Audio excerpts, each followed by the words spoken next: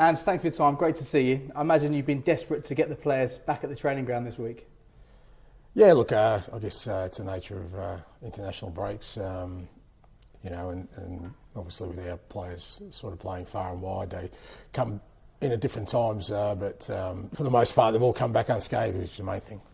And for you personally, you've been left here to think about the last result against Ipswich. The players have gone on to all four corners of the world. How have you found that period dealing with that result? Fair to say I've had good practice at it. The last three international breaks we've gone in with a loss. So look, it's just again, you get to a stage where you understand that's just part of the process. We review games the same way. We kind of, I guess you don't get the opportunity to give the feedback to the players till they're back. So you kind of sit on it for a while. But yeah, overall we know it was a disappointing day for us, and we deal with that. We kind of look back and reflect on the areas we need to improve, and then eyes firmly ahead.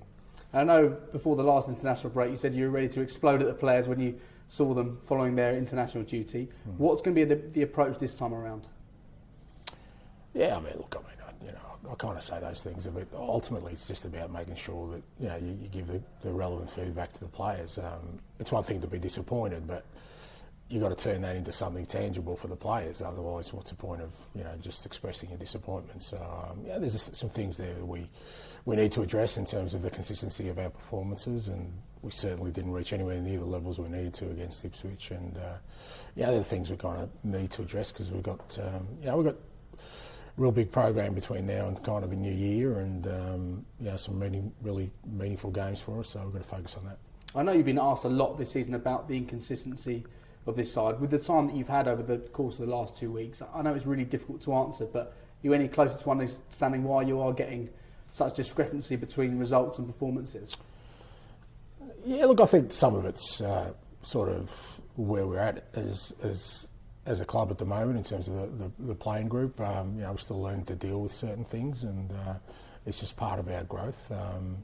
But it's not just, I think, the results aside, because the results can often disguise things. The reality of it is our performances have been inconsistent, which is the thing we need to address. We've been really good this year when we have been good, and we've been really poor when we haven't. I think we need to make sure we always hit a consistent level. The Premier League's tough as it is, without your performance dropping to below what's level required. And looking at things now, looking back on the opening games of the season, do you therefore see things with a glass half full, or is it a glass half empty? Look, I think, when you're a manager, you've always got to be optimistic in your outlook. I mean, what's the point of, again, if I'm not, then it's going to filter through to everyone else. And I think you deal with the reality of where you're at. And as I said, you can't deny that we've been really good this year in a lot of games, in most of the games, but we've been really poor in 2 or 3. And what we need to do is try and iron out those areas where we're not hitting the levels we need to, and not discount the fact that we're also being very good. And this weekend, heading into your 50th Premier League match in charge, of course, a brilliant start over the course of the first 10 matches, and there's been some real standout moments as well. Has there been more setbacks than you'd maybe have expected? No. Look, with all these things, you take them in the context of where you're at right now, and right now everyone sort of seems to be of the opinion that we're struggling. But, from where we started, I think the first 50 games, if you look at it as a totality, I think we've made really, really good progress, considering our starting point, which was finishing 8th in the league, mate. So, that was our starting point when I came. I didn't come to a club that finished first. So I think the 50 games have shown we've made progress, and it's also shown that we've still got a way to go. Over the course of the last few days, you'll be aware that the mentality of the squad has been questioned. But I wonder, when you consider the fact that this team has come back from behind and won 10 matches under you already, that it's difficult to question the mentality and character of this team.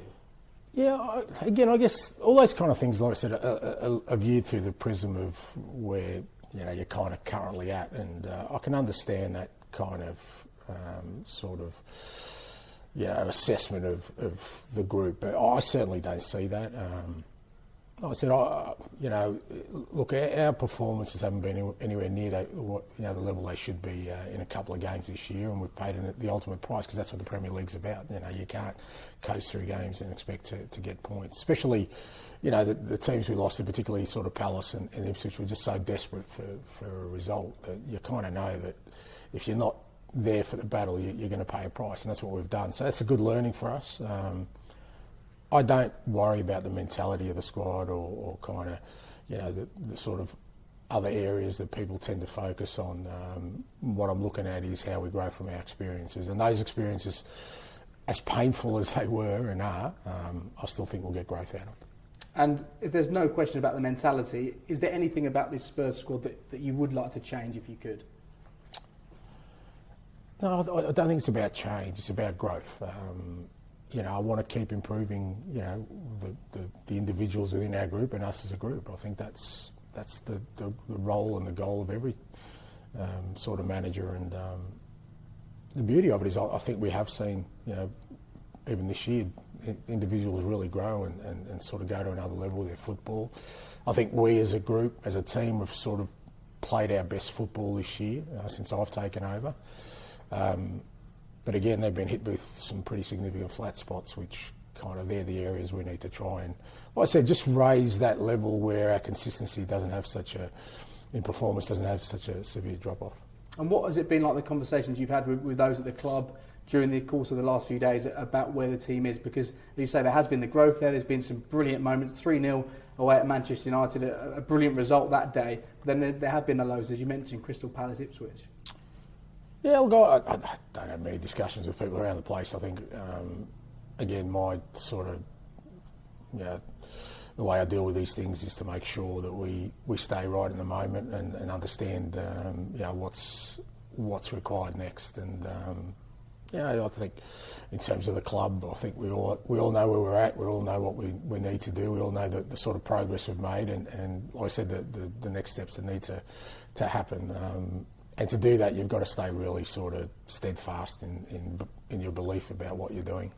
And up against Manchester City this weekend, it looks like Pep will do a decade at Manchester City. When you look at this job here at Tottenham, I'm not saying you're going to do 10 years, but do you have to have the mindset that you're going to be here for that long period of time to oversee this growth and see where this team can get to? Yeah, I think you need to. I've said that before. Like I said, it's unlikely I'll be here for a decade, but I think you have to think that way. I think it's the only way you kind of get on a road where you understand exactly how you're going to get to that sort of destination of sustained success, which is what we all want, particularly for a club like this that hasn't had success, a great deal of it. You don't want just a sort of a peak. You want a sustained sort of period. So that takes time, obviously, and that's what we're trying to build. And certainly every decision I've made is on the back of, what's going to give us that platform to say that over a period of X number of years we're going to be in a position to challenge for everything.